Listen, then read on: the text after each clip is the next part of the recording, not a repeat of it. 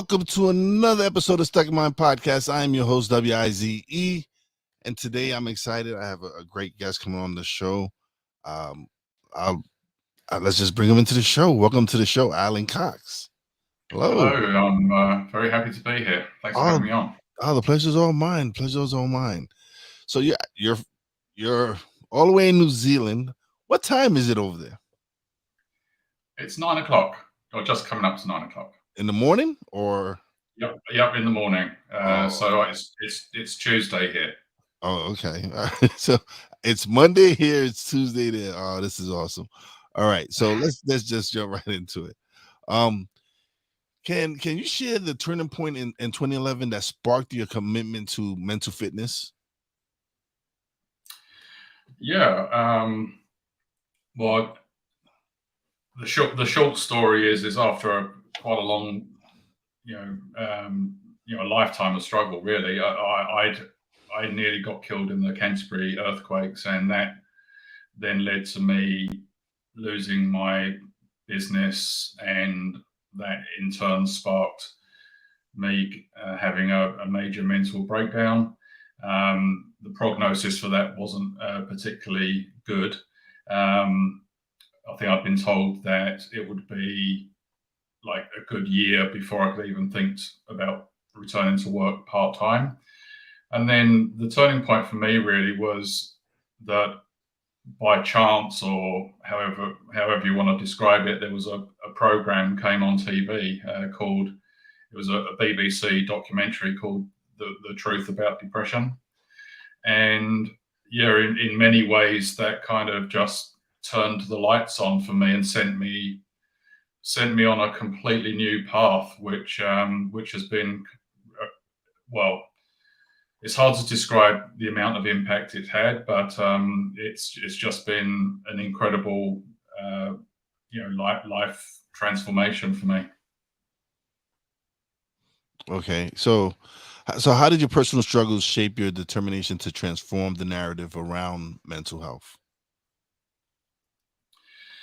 Well, I think as I progressed on my journey into mental well-being, I was studying. I did lots of studying. I come from kind of a business and innovation background, so I kind of generally try to look at things through a different lens, not just accepting the status quo.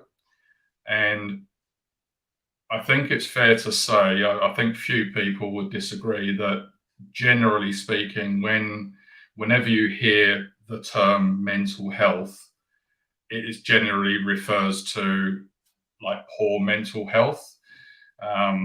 People struggling.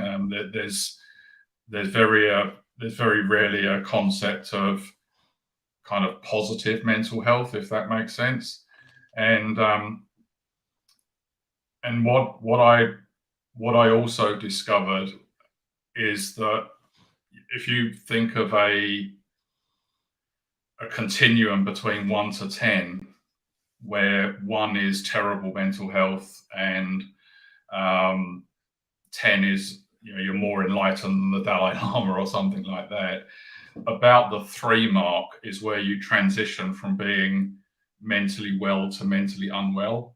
So that was kind of a real big revelation for me, kind of understanding that, crikey, you can be, say, a 4 out of 10.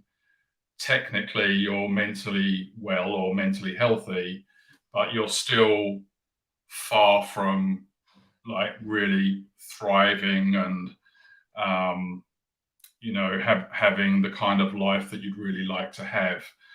And so, yeah, looking at a kind of terminology that's in the world of mental well-being, there's this much more positive notion of mental fitness, which if you kind of analogize that to physical fitness, many people understand that you can be physically healthy but very unfit, right? And that's that's the case for many people, right? And I think many people understand that the more that you improve your physical fitness, it actually has a lot of knock-on benefits as well to your your health generally.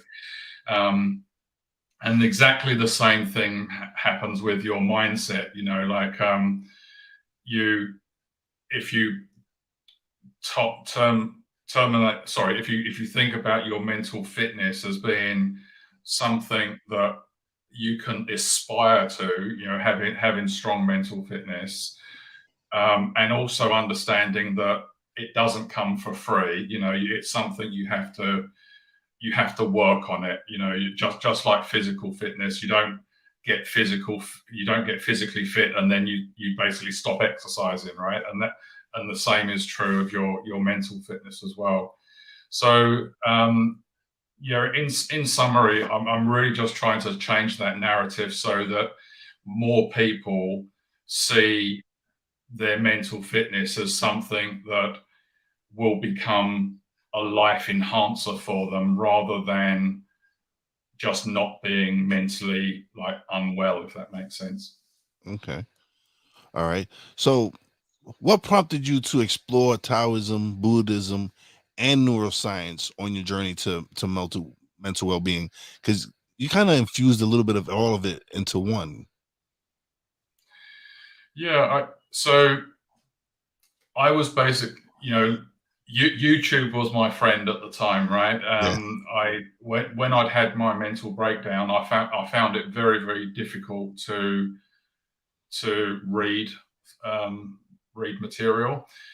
So I you know, just picking up on that program that I watched on that BBC program that told me about things like neuroplasticity. It told me about things like the role of the hippocampus, the role of the amygdala, things like that.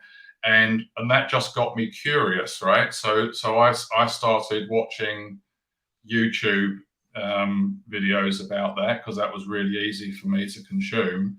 And you know what YouTube is like, right? You're watching one thing and then it will pop up something else, and then you're listening to something else from, I don't know, Wayne Dwyer or something, and then he starts talking about Taoism, and you think, oh, okay, so what's that? You know, and I would say that at the time, and probably for a long time, I wouldn't describe myself as religious, but I do see myself as spiritual. Like, I think I've always had a curiosity for you know, what is outside of myself that's influencing my life and what have you. And so, yeah, things like Taoism and Buddhism, especially that they're not really, I mean, some people describe them as religions, but they're not really.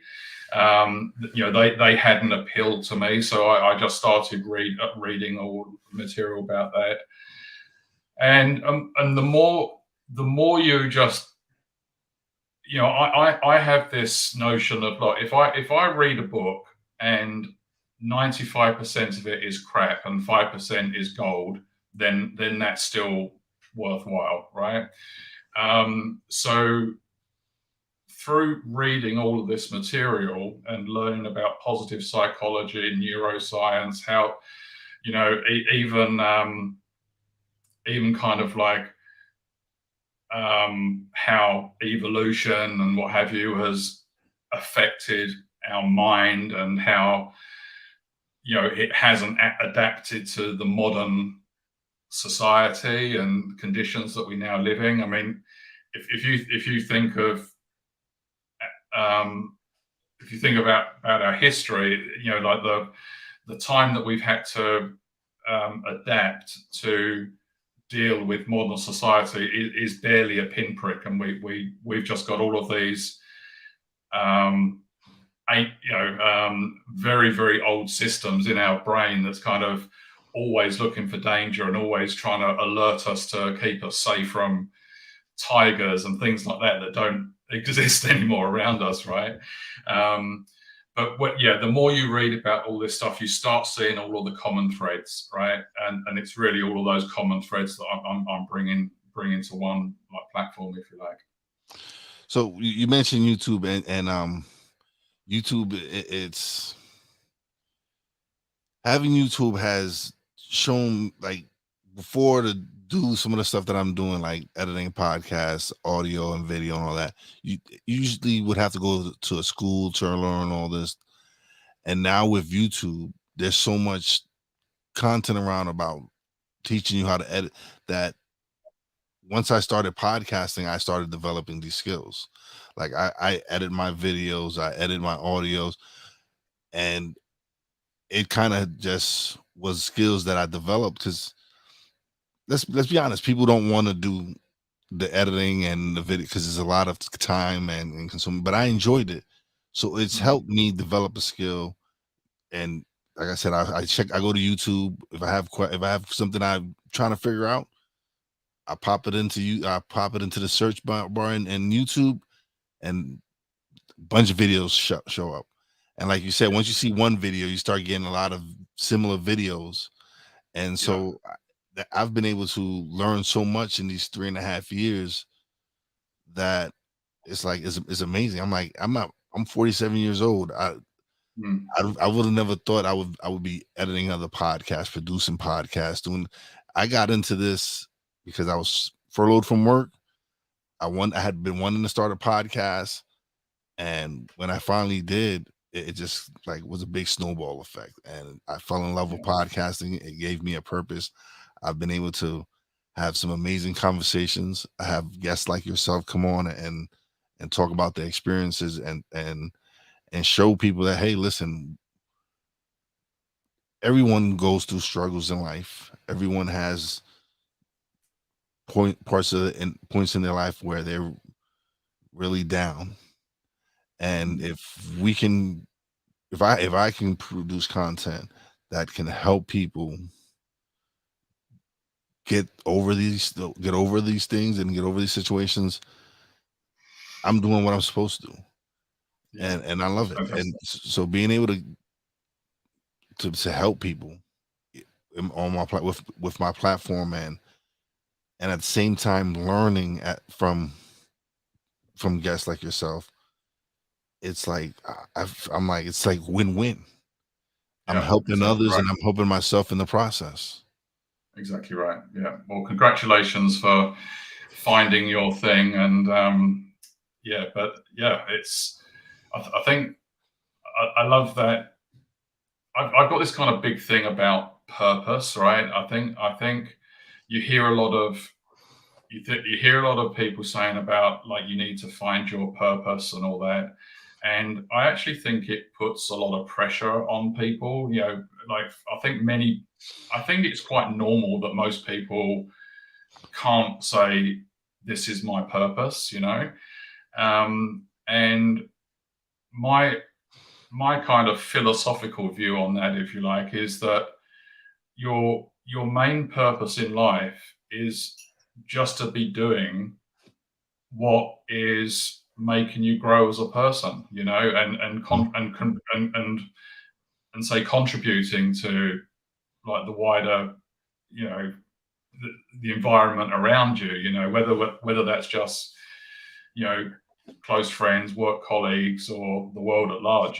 So I think all this thing about purpose in terms of like, oh, I really want to be a musician or whatever it is. I think that just puts too much strain on people. But I think when you find something that brings you joy, it makes you feel like you're growing as an individual, then that's just one part of your purpose. Another part of your purpose is to be a good human being.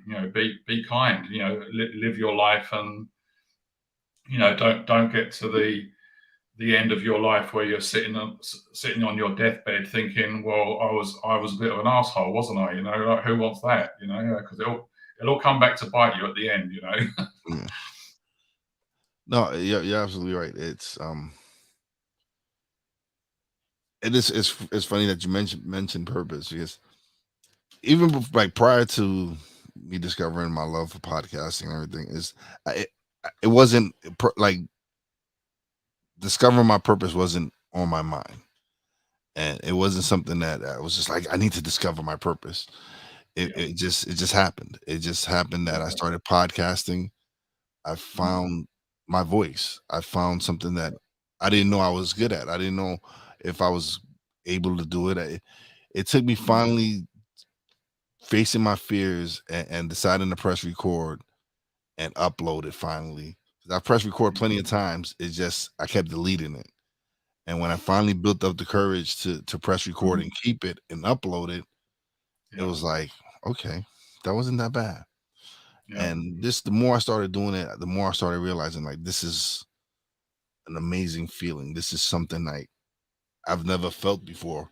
It Yeah. was me being able to express myself, being able to just be myself. Because Yeah. when I do my show, I just try to be myself. I have my guests. I try to make my guests as comfortable as possible.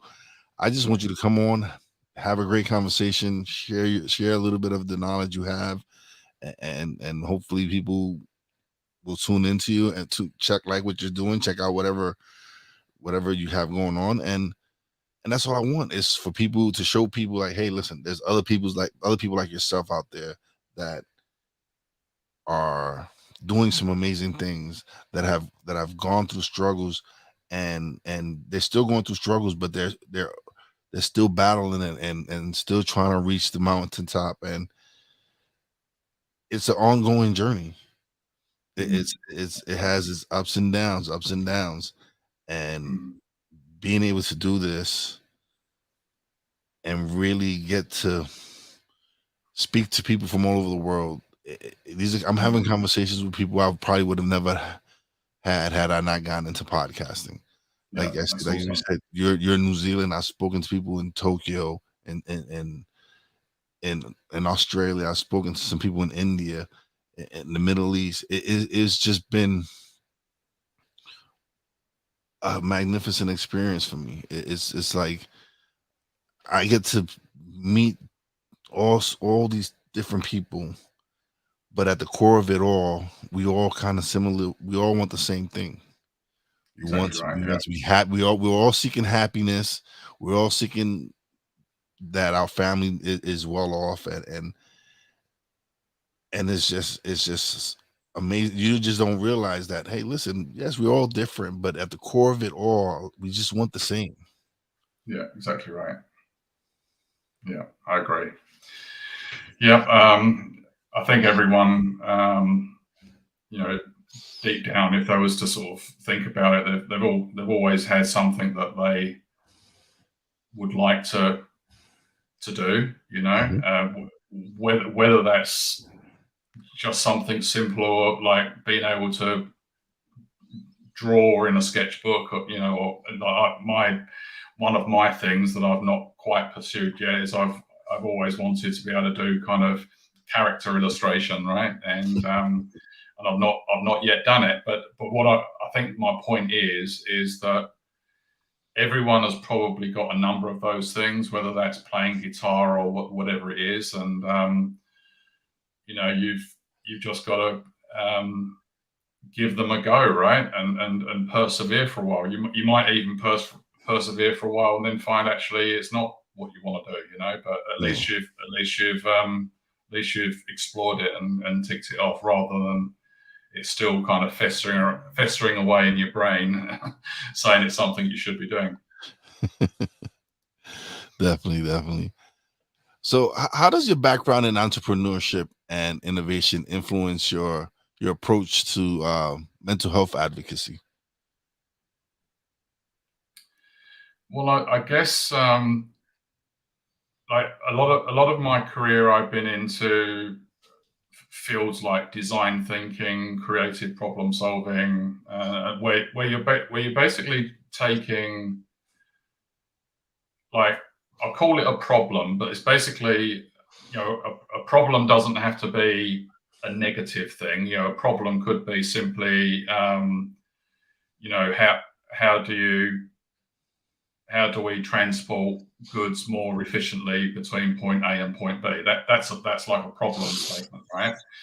And the solution to that has many different solutions. And I guess innovation really is about looking at ways that to solve that problem that haven't been looked at before. So I basically discovered that, in fact, I was kind of horrified but not surprised at the same time. I actually discovered that the vast majority of mental health apps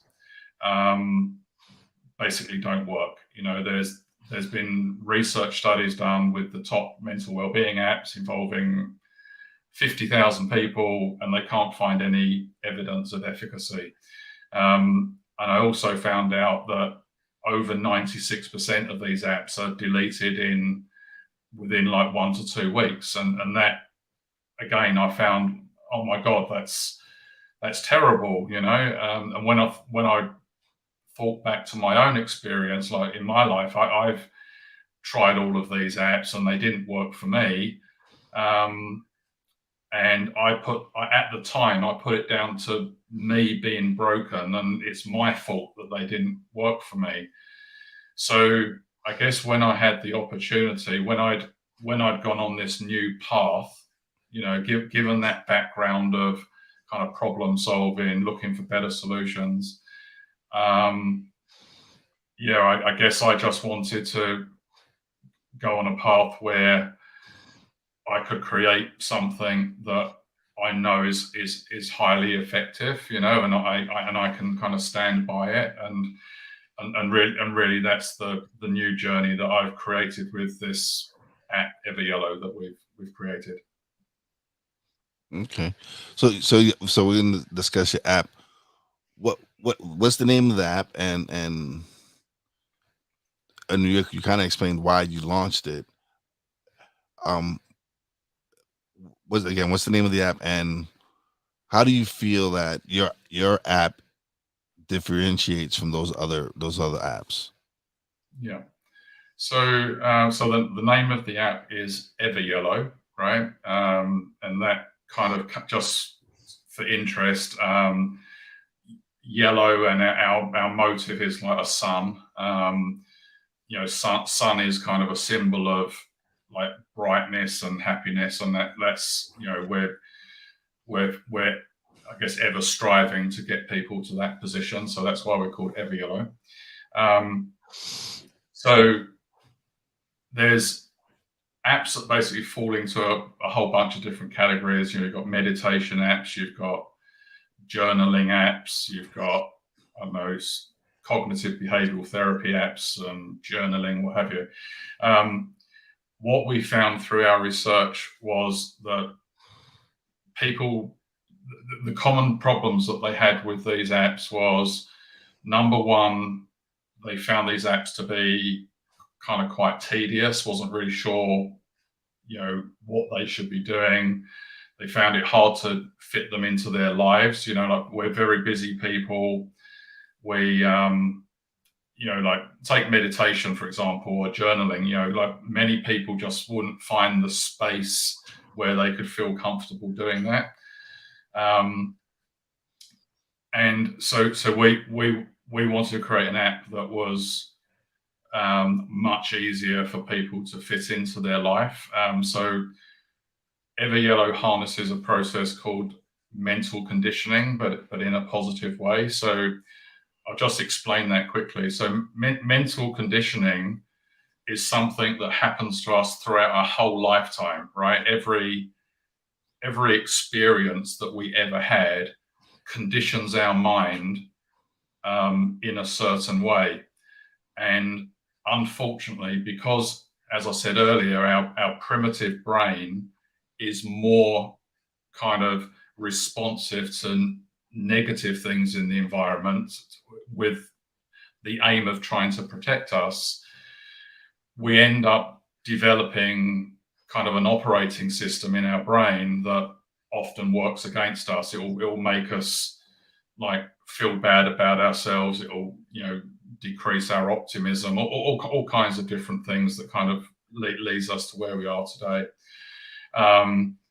But we basically harness that in a more positive way. So what you do is when you first download the app, you answer a number of questions so that we really get to understand you as a person. And then all you do to, I guess, give your mind a workout is you simply open the app and press play, and you listen to these,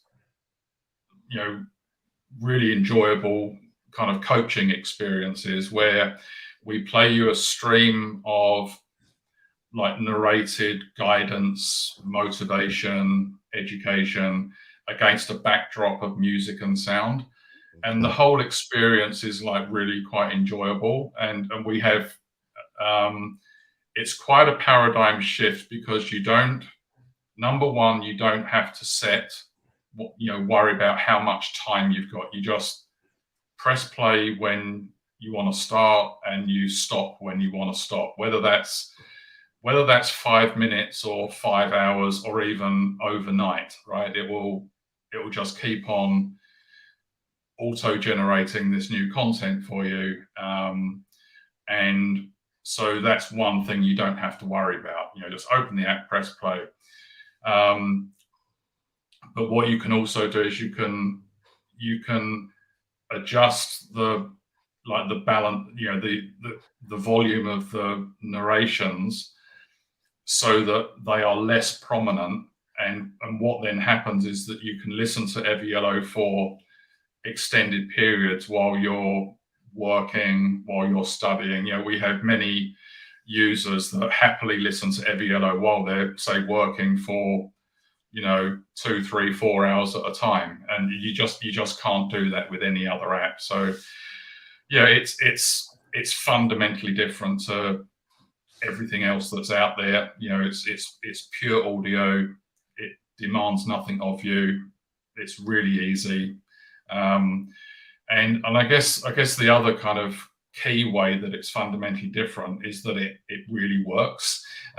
We've been through multiple rounds of like validation testing with an external research platform last year, and on the last study that we have 10 different measures of well-being, things like increased motivation, energy, sleep quality, relationships. We have 10 of these measures, and in our last study, we found that 78% of people that used EverYellow for at least 10 minutes every day of the week, which is dead easy to do, right? You can do that while you're drinking a coffee, right? 78% of those had an increase across all 10 measures within just 1 week. And so, yeah, we know that it's really effective. And yeah, we couldn't be happier. Yeah, wow, that's awesome, and the fact that you can do so much on that app, man. That's great, man. So you start the app. Um, how, I'm sorry. What key lessons do you think you've learned from all of it, from help building the app and all the stuff you've been going through? What key lessons have you learned, you personally yourself, in this journey? Yeah, that's one it's a really, really good question because there's literally so many. But one of the things, if I'm allowed to, am I allowed Yeah, to? yeah, I think one of the big learnings for me, which really kind of blew my mind, is that your mental well-being and your mental fitness is not the product of just one thing, like say like a traumatic childhood or whatever, right? There is actually a framework.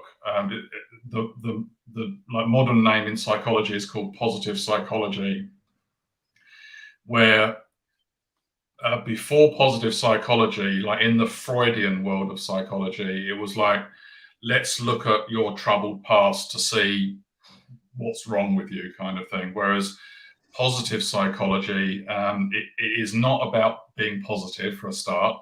What it actually means is what are the aspects of your life that you can positively influence to improve your well-being.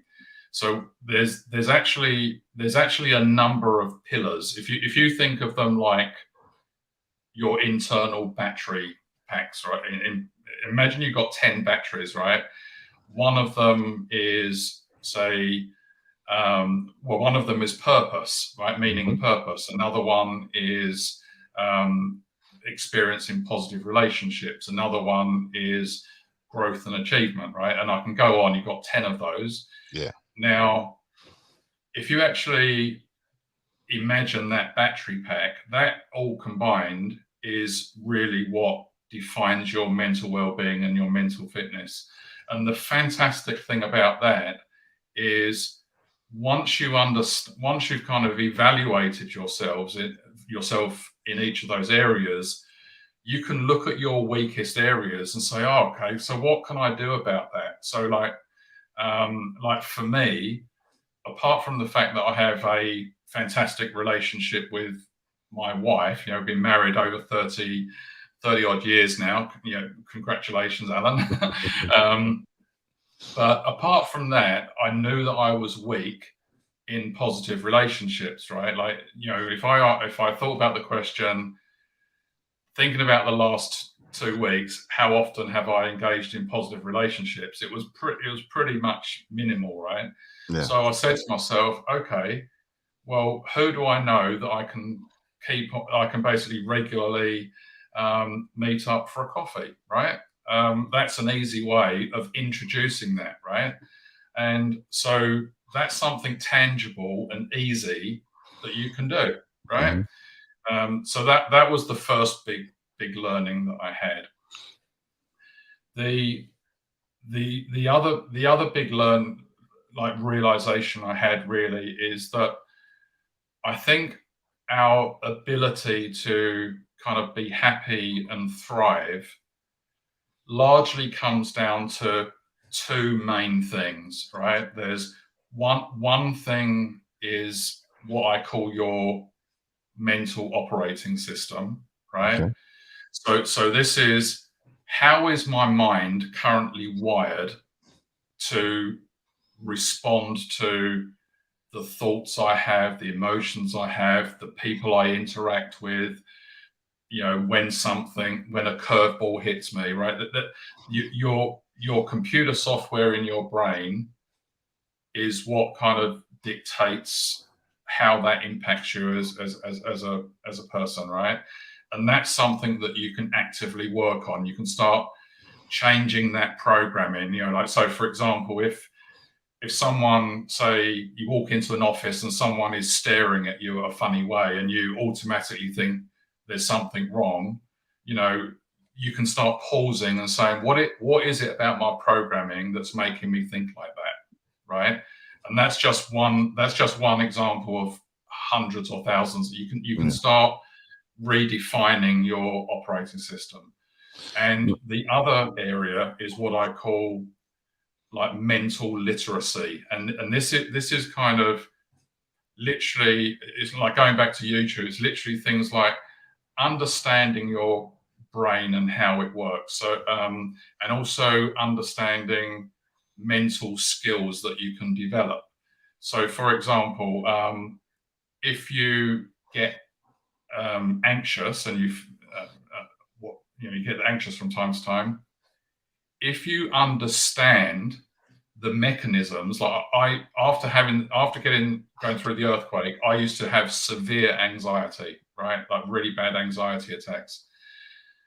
But by understanding what is actually happening in my brain, you know, the mechanics of my amygdala picking up a signal and causing a cascade of effects and then releasing these chemicals and what have you, just by understanding it, I was eventually able to get rid of it, right? And in terms of mental skills, that's things like one skill is learning to how to become unoffendable or not take offense, right? That is a skill, right? It's something where if somebody says something to you and you would normally have reacted a certain way, you can learn the skill to respond to that in a way that's doesn't mess up your head and the rest of your day, right? Oh, So yeah, they're the main lessons.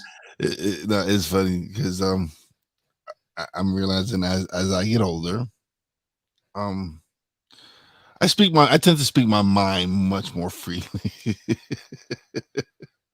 it, it's like now I don't feel I don't have time to sugarcoat it for people. Sometimes I just blurt out whatever in my head, and sometimes it tends to get me in trouble. Yeah, I'm the same. I'm slightly on the autistic spectrum, so that probably doesn't help me either. But it's one of the things that it, for me development and really growing, and I've really got back into reading and getting books that people recommend. And like you said, sometimes 95% of the book is junk to you, but then you have that 5% that resonates with you, and that's it with a lot of books. Is you might not the whole book might not resonate with you, but if you take out the sections that you feel that this resonates with me, I kind of understand what they're talking about in this one, then that's a great thing, because again, the whole book you're not going to resonate with the whole book. You're not going to, there's some of the parts of the book you just won't understand and just won't get. Yeah. So I just one of the yeah one of the things that I've only just in the last year started doing that's really kind of helped with reading kind of more books is I realized, in fact, I didn't realize, again, it was a YouTube program that I was watching.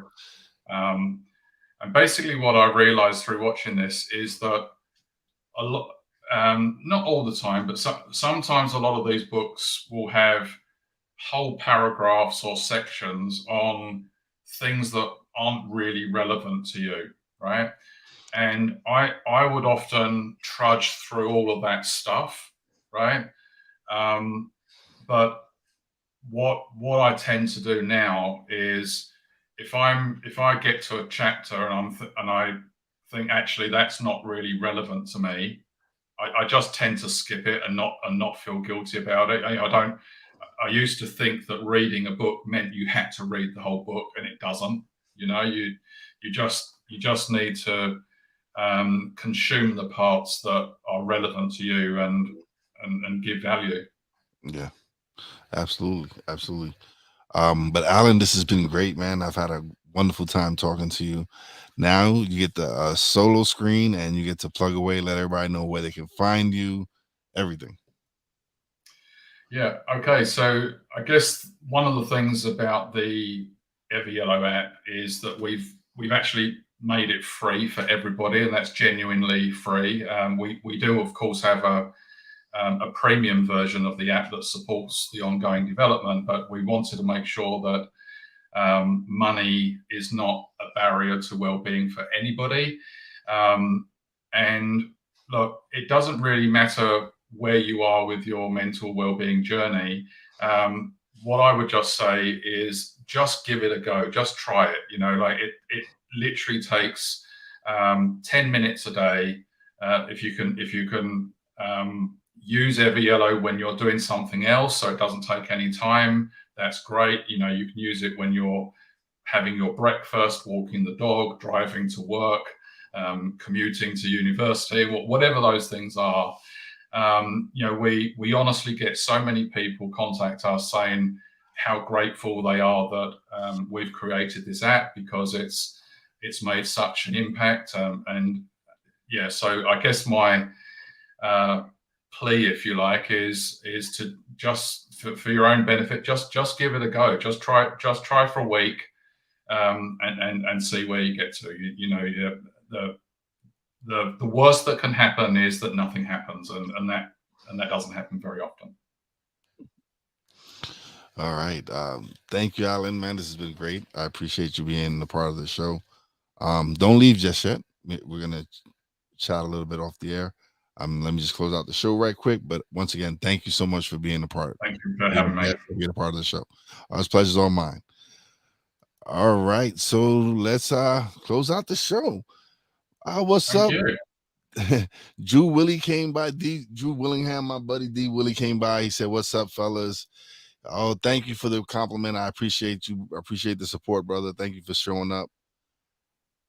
All right, so big shout out to my RealWise fan, Papi Jay, Brandy Jay. I love you guys. Appreciate you. Big shout out to the boss lady. Appreciate you. Big shout out to the BS3 network, where we air there every Monday, Tuesday, and Wednesday, 5 p.m. Eastern. Sometimes we air 6 p.m. Depends on the situation. And as always, a big shout out to all the essential workers out there. God bless you. Be safe. You know how your boy Wise does it. Peace out.